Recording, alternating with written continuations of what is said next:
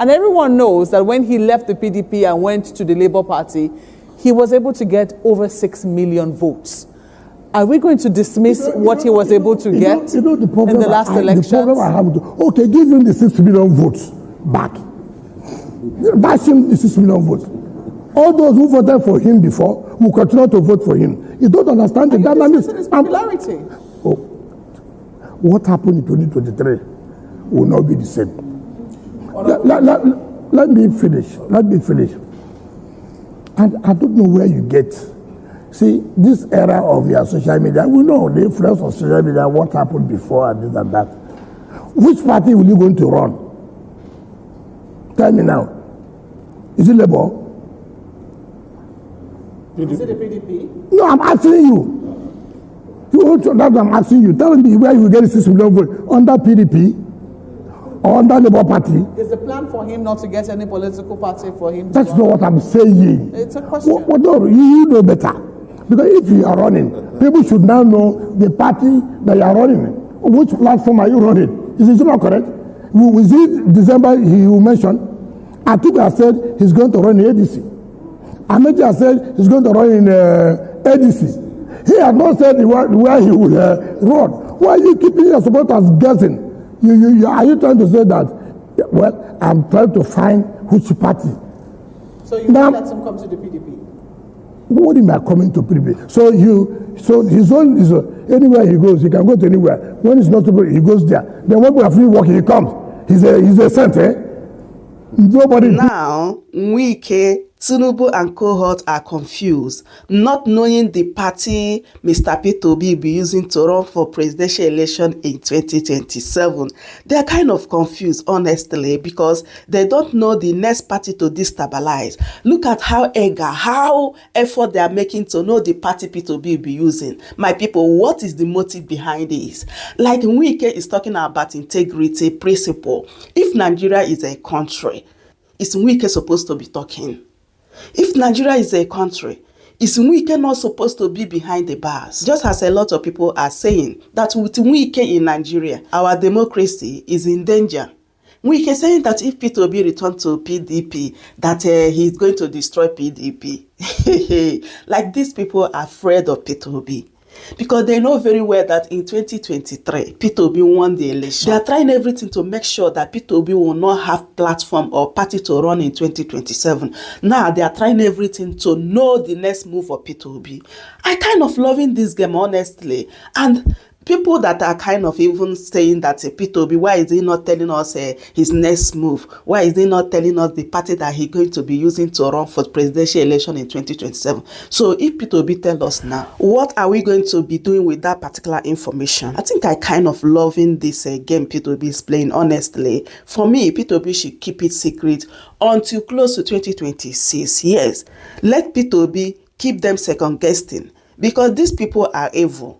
These people are doing everything to make sure that Peter Obi will not run for presidential election in 2027. Anyway, let me allow you guys to listen to this powerful interview from Mr. Peter Ameh and hear what he said concerning this particular statement from Wike yesterday, as well as this show of shame in Rivers State they called local government election. Take a listen. Do well to subscribe, share the video, and leave your thoughts in the comment section. The political knives are out. 2027 is still some time away, but it does feel like the election is just around the corner.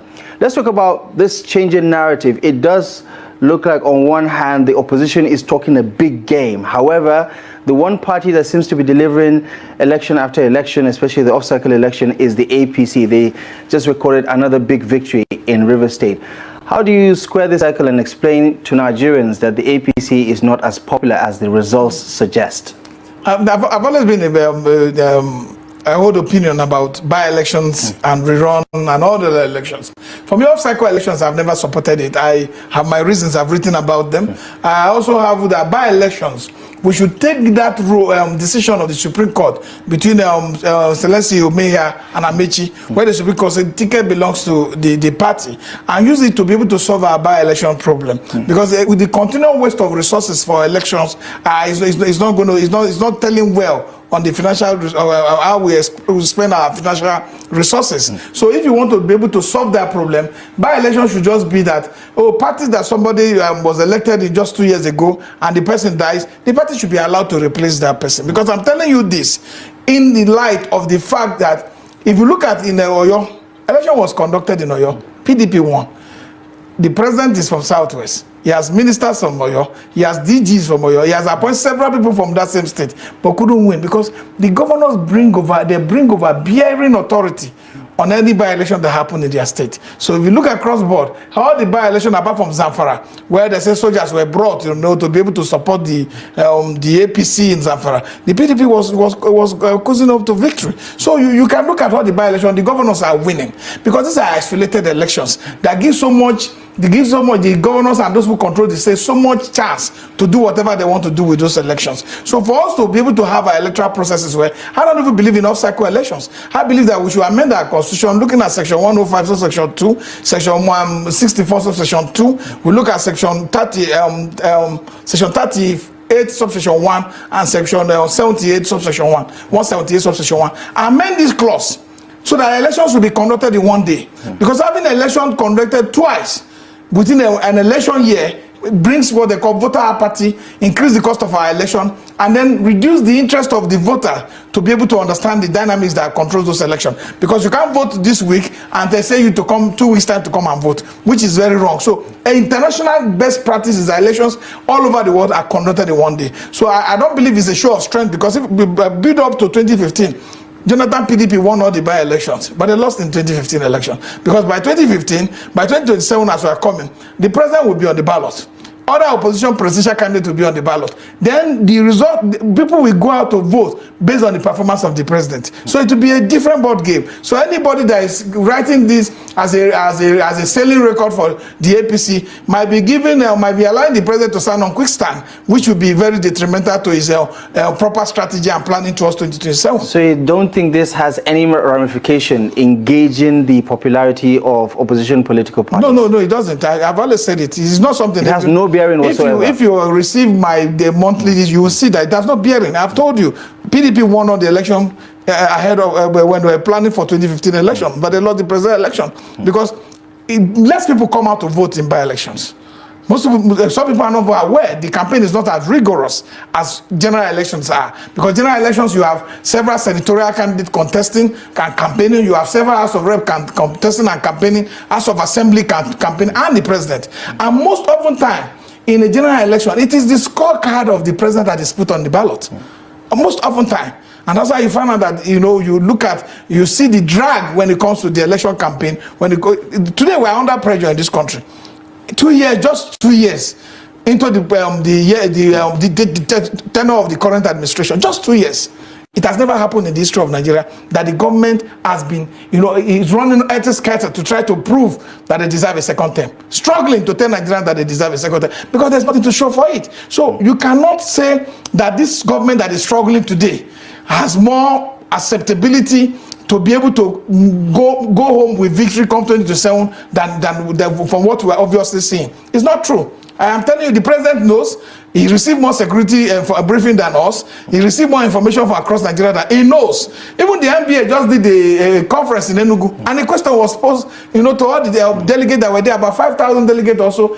What did they say? They said Nigeria is now better off than when the president came into office. So people are feeling it is on the street that the hunger exists. The masses are feeling the hunger, and that will tell a lot on the election. I think this government is going to lose woefully when it comes to 2027. There is not something, the obvious signs are there. I'm sure you listened to Malam Nasir Rufai's recent interview and his characterization of the problem at hand vis-a-vis the chances of the Tinubu administration winning a re-election. I mean, he said the administration, Tinubu might not even come a good third in his own opinion.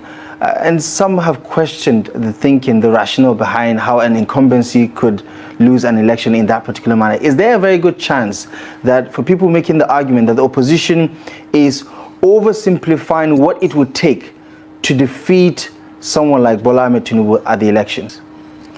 And people, I think there's I agree totally that there's over simplification of the election ahead of us. Yes, Bola Tinubu is going to deploy a lot of other things he never had, in ahead of the 2027 election. Because when he won this last election, he wasn't the president, so he's going to deploy a lot of other resources and a lot of other state apparatus to try to want to bring himself back to power. But also, like Erufai said, he should go and ask Jonathan what happened. So because when the people decide that enough is enough and that they no longer can bear the misadministration, the maladministration, and the bad governance that is actually putting everybody to back to poverty. Over 30 million people have been reduced back to poverty, and you have 76.something% of our rural community living in abject poverty. So it's not something that is reliable to be able to state categorically that will bring the president back. But I do not want to say the president will come to us. I know there's going to be a lot of rigorous struggle to retain this seat. But one thing I'm sure is that I believe, and I would align with Erufai, that the president cannot win 2027 election. From what is on the street,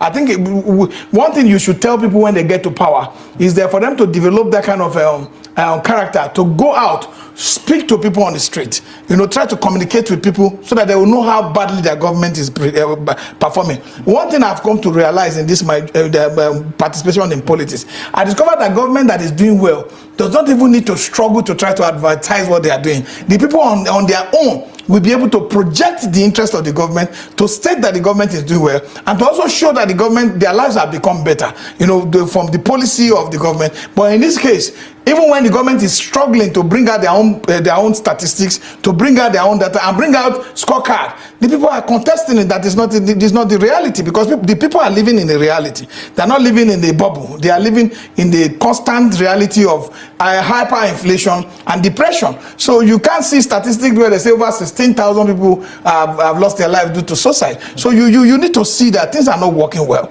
and the president is not relating with the ordinary man on the street. He's not relating with the citizens, and he has overconfidence that anyhow he will get it like he got it last time. I think that is also working on the quicksand. But that of Erufai, he coming third, I cannot categorically say the president will come third, but I can categorically say that the street people are not smiling, and people are waiting anxiously for 2027 so that they can vote him out. Why do you think the issues impacting the country would be the overriding factor that would push voters away from the APC? Because we've seen emotions, we've seen identity politics override logical thinking when it comes to election day. We've seen inducements override logical thinking. Even in the off-cycle elections, there's a heavy monetization of the entire process, a lot of vote buying and other irregularities. Why are you so certain that 2027 will be a game changer? What I'm so certain now is that because there are more young people voting in our elections now. Before this over-monetization of our elections were very successful when we had more older people voting, when we had more rural communities bringing out votes that determine the outcome of election. But now you can see in the last statistics that over 50% of registered voters were young people. So I don't think those who have future, who have seen how their parents have lost their future due to bad governance, will want to also sell their votes. Yes, there will be an attempt to buy votes, and they'll succeed partly, but they're not going to succeed overall, and that is going to be the major thing that affects their return back to power. And they're going to try to deploy security agencies. Look at ordinary Zamfara, the small Zamfara, not ordinary, small Zamfara in size compared to the Nigerian Federation, compared to the size of the federal election. They have deployed all the military they can deploy. They can't even override the interest of the people. The people are standing still that this is our candidate, this is what we want to vote, and this way we want the vote to go. So with all the shenanigans and all the attention, the diversion by the Independent Electoral Commission, the people are standing their ground. So this is the same thing that you expect when it comes to a general election. The general election will be, yes, there will be an attempt to buy votes, to use state resources to buy. There will be that attempt across board. There will be an attempt for people to use security to undermine the interest of the people. But I'm telling you, the current level of the situation, there's no employment. People are unemployed, and those who are employed are underemployed, because now, due to inflation and due to a hasty decision about the removal of the fuel subsidy, 100,000 or 150,000 is no longer enough for the normal worker. It's no longer enough. It has eaten deep into the pocket of the worker. So people are looking for government that can relate to the people. I believe that President Tinubu does not relate with Nigerians. He doesn't even communicate.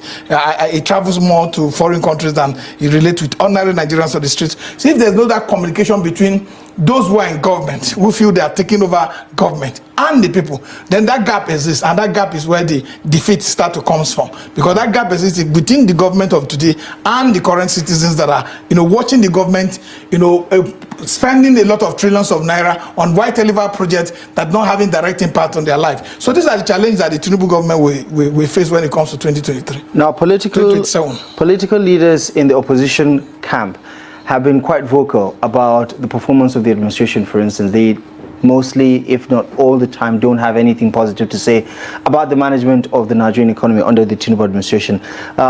In talking about the elections, we heard what former Vice President Atiku Abubakar had to say about the Rivers elections, council elections, just a couple of days ago, condemning the process. Peter Obi also doubled down on that, condemning the entire process itself. Is this an indication of their opinions about INEC's performance? Because we've also heard from the ADC raising an alarm over the ongoing continuous voter registration exercise and posing questions about the integrity of the entire process itself. Is there already a perception that INEC is not reliable from the opposition camp? We need to distinguish this fact, the issues, and put them in proper perspective. One, the election conducted in Rivers State was not conducted by INEC. It was conducted by Rivers State Independent Electoral Commission. It is not INEC, and that commission is an undemocratic institution that is foisted on our democracy. There's no way that they conduct the election that the state governor, like in this case of the sole administrator, will not be able to manipulate. You can check it. If it's Lagos State, APC will win 100%. If it's Zamfara, PDP will win 100%. If it's Bauchi, PDP 100%. If it's Nasarawa, APC 100%. So there's no democracy when it comes to Nigerian local government election. We have a problem. Despite Section 7, Subsection 1, give a place of local government election and CX in our democratic setting. They have undermined that. They are not respecting the rules of engagement. They are manipulating the resources to favor states that are in power within the state. So the only thing I think these opposition leaders were, the very respected opposition leaders were complaining about, was the fact that despite that the governor enjoy immunity under Section 308, and also that the president has power to call a state of emergency under Section 305, but that power does not extend that the governor can suspend a sitting elected governor.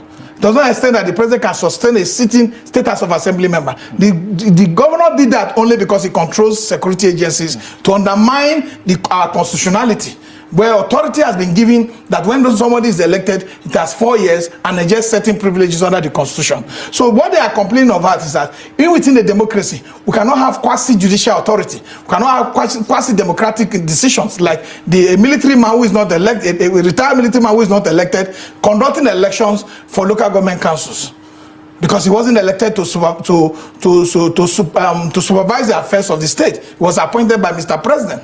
So we have a challenge that this is undemocratic, and this should not be acceptable in any democratic setting. And that's where people are faulting the conduct of that election for. Because if you really want to conduct the election, there was no need to suspend the electoral process as put forward by the democratically elected governor, which is in Fubara. That was put aside, and a quasi-military authority was put in place to undermine the democratic setting. So we need to get it right, that no matter how you look at the election conducted in Rivers, whether it was conducted in violation with the Electoral Act, whether it was conducted in violation of the Constitution, you should look at it that the major thing is that a person who is not elected has totally undermined the instrumentality of our constitutional process. And that is where we should be worried, because if the Supreme Court has refused to listen to this case and take decision in order to have an appropriate definition of what the powers of the president is under Section 305, then the Supreme Court is also aiding and abetting the process of undermining our constitution. And that we as a people, look, the problem with Nigerians is that we bear too many things, and we see democracy as belonging to the people in power. Democracy is ours. It's for the people, it's for the masses. And the masses must always speak up to defend democracy, because in the process of defending democracy, we will get our rights protected. We will get government working directly in the interest of the people, because today government are not working in the interest of the people because they think they can undermine the process. But for Rivers State, I believe the leaders of the opposition are spoken well, and I stand by them that whatever happened in Rivers State is an absurdity, is an illegality, and should not stand. All right, let's switch gears and talk more nationally about some of the issues shaping the conversation around 2027. The FCT minister, granted an interview earlier in the day, and he had quite a lot to say about developments within the PDP, and he particularly took shots at Peter Obi, talking about how Peter Obi is trying to reap what he did not sow, looking at how the PDP has zoned its candidacy for the presidency to the southern part of the country. There are so many people within the PDP, or at least a considerable number of them, who have been public about wanting Peter Obi to return. What do you make of those comments? First, it's within the fundamental right of Peter Obi to belong to any party as enshrined in Section 40 of our Constitution. It is a right. And that right cannot be undermined by even Wike himself. And if people who are within the party have seen the political potential of Peter Obi, because all political party wants to do is to be able to have a candidate that can, get to the ballot and give them victory. If they have found out that Peter can give them victory and they are talking to Peter Obi, it depends on what Peter Obi wants. If at the end of the day he accepts, it is right. He has that fundamental right to participate in that process. But for Wike to say that Peter Obi is not a saint, is not that, is Wike a saint? In fact, if we have a society where we should judge our people, or people who are who have moral standing, who have authority to say the truth and stand by it, Wike shouldn't be part of the people doing that. Because it's Wike that said that he will never become minister after leaving office. He's a minister. He said that there are people who are going to APC, are people who want their sins to be forgiven. He will never be member of the APC. He will never do this. He will never work for the president. He said all sorts of things about the president. Today he's working for the president. It's Wike that have, tried as his best to undermine his own party, to say that he will work for the president, whether the party has a candidate or not, is going to work for Mr. Tinubu. So these are the challenges that we're seeing. Inconsistency of any political leader should not be taken as just as a light way, because this thing affects the collective sense of our people. People are listening to him. He has money to be able to pay or use whatever resources at his disposal to pay for live transmission. So people are forced to listen. And this kind of education is not what the kind of education we should be giving to public, to our young upcoming generation. What he is doing is the fact that he's trying to undermine his own party. And I think that if Peter Obi decide today that he wants to be in PDP, he wants to be in Labour Party, he wants to be in ADC, it's his fundamental right. And I do not see Wike as that person that has the moral standing to judge anybody for whatever political decision they have taken, because he hasn't done anything that I see is morally justifiable that I should take as an example as a politician. Isn't that a bad sign, if at all, Mr. Peter Obi is thinking about returning to the PDP? If he doesn't have the blessing of Nyesom Wike, wouldn't that idea be dead on arrival? It will be so bad that people think that a political party that is an entity, that's a public institution, with his own self-succession powers, will now be something that we give to an individual. No, I don't think we can control the PDP.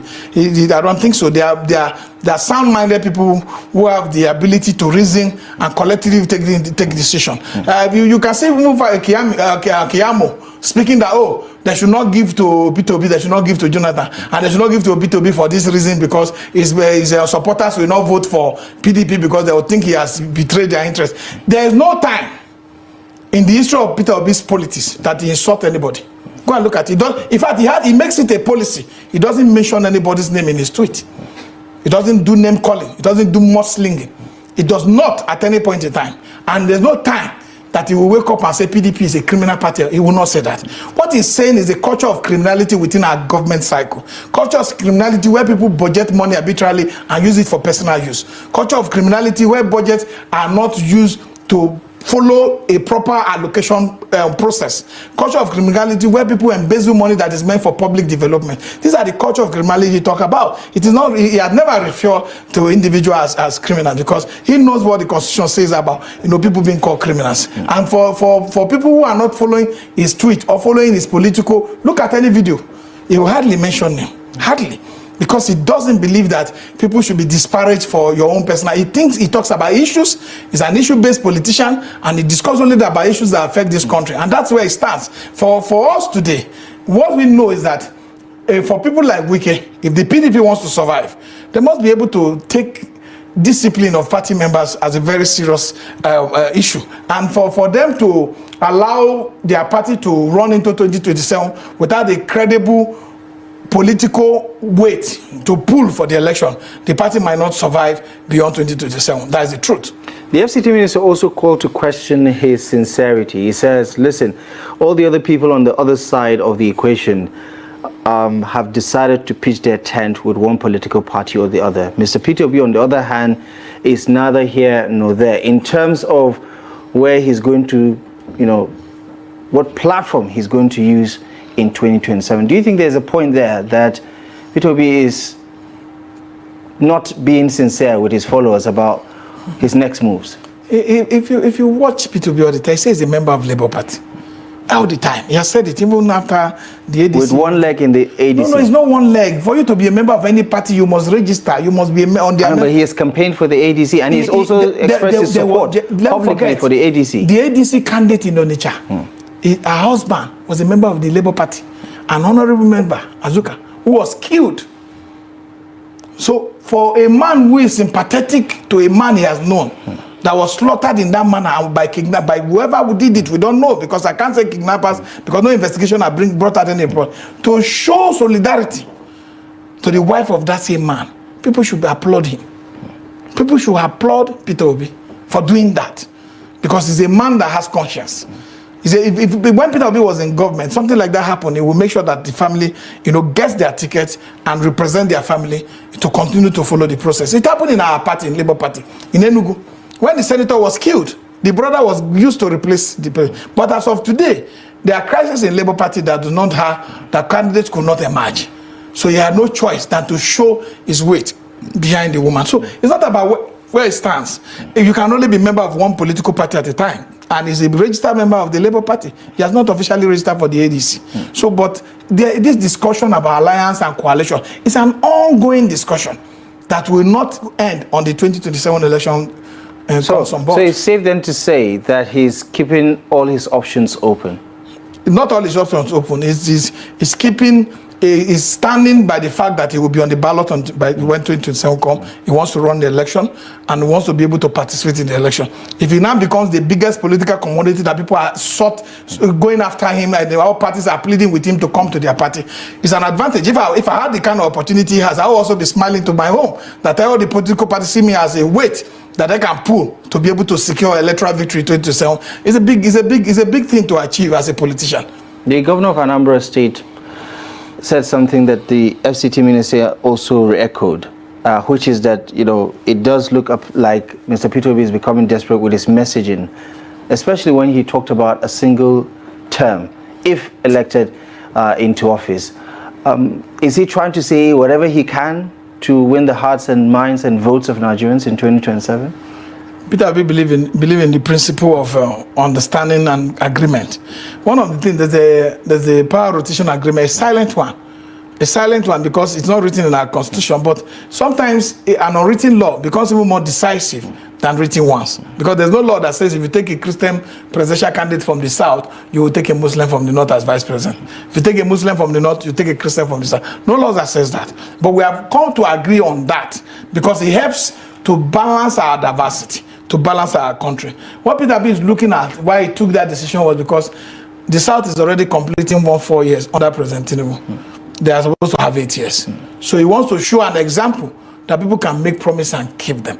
And it's not about somebody trying to be unstable. It's a fact that if he had wanted to be a deceit, he won't make it on national television. He won't make it, because one thing that, if you go and ask anybody that knows him, the only thing that he takes serious about is his life, is his integrity. He doesn't play with it. He doesn't negotiate with it, and he will not give it up for any reason. So he's saying this on national television. He's not saying it in a room. He's saying it on Twitter. He's saying it everywhere, in every public forum. It's because he wants to keep to it. And people talk about 4 years not being enough. They are not telling the truth. It took President Tinubu 2 years to destroy this economy. 2 years. But as you know, destroying is far easier than building. No, this 2 years to destroy it. If at all, we agree with that. If you have somebody with the business mindset, with the orientation that Peter Obi has, with the education, with the exposure to financial management, with the commitment to fiscal responsibility, I'm telling you, 2 years is not too much, because even the cost of running government that has been bloated by this current administration is not something you need any policy for. You just don't have to travel. You just don't have to spend so much billions of naira on buying traveling in a presidential jet. You don't have to spend too much naira on foreign countries in hotels. So these are easy process. You don't have to increase the number of ministers to 50, to how many numbers. So these are simple things that you can do without even looking at a lawmaking process. There are simple things that the president can do, and that will cut down the cost of governance by over 30 to 40%. So these are simple things. And 4 years in the life of any country is a lot of years. For a lot of people now, with a 2 election cycle, they will run out. They will no longer be able to contest. So 4 years is a lot of years. So people just seeing 4 years has not been anything. It's not true. 4 years is enough for a man who is committed, for a man who has the capacity to sit on the table and look at the budget, and every budget will reflect the basic principle of responding to the needs of the people. Every budget, because one of the problems we have is our budgeting system, where the president have no power to go line by line and read the budget, and you find out that budget said they are building, they are doing boreholes and this thing for exorbitant amount. So you find out this misaligned allocation of resources. These resources that is not tailored towards helping our people to grow also affect the interest of our people to have a healthy system that will represent their interests. So these are the challenges. 4 years is not too much. Within 4 years, he wants to make a record. Look, so I was sitting close to him when somebody said, 4 years, why not just tell them, so that why not just stop saying it? He said, no, I want to show people that this world, there are people that can be trusted. Welcome to Shamra Senior.